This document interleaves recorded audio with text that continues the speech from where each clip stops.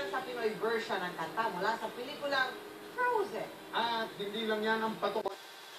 Kung hindi ang iba pang bersyon ng Pinoy na Pinoy, nakatutok si Trisha Zafra. Mahigit isang buwan na mula nang ipalabas ang pelikulang Frozen. Pero marami pa rin ang tila may hangover pa. Do you wanna build a snowman?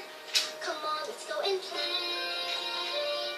Ang cover na ito gawa ng isang grupo ng mga Pilipinong musikero sa Amerika. Pero bentang-benta rin ang Tagalized version. Kung gumawa ng taong niebe, tara tayo ay maglaro. Ito pa ang isa ring viral sa internet, ang versyong pangkonyo. Chica about to build a snowman.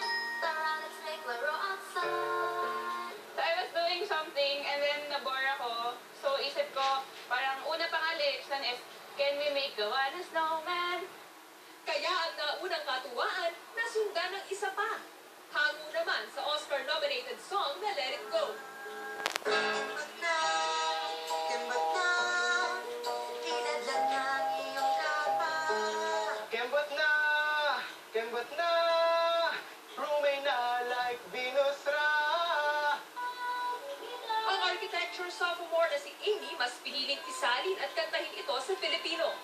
Bumitaw, bumangon sa sikat ng araw.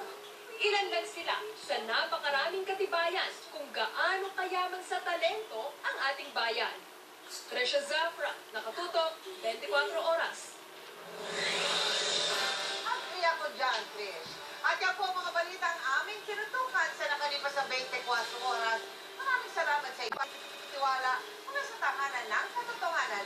Ako po si Mel Tiangco. Ako po si Mike Enriquez, ito ang GMA, walang kinikilingan, walang pinoprotektahan. Walang kasinungalingan sa bisyong totoo lamang.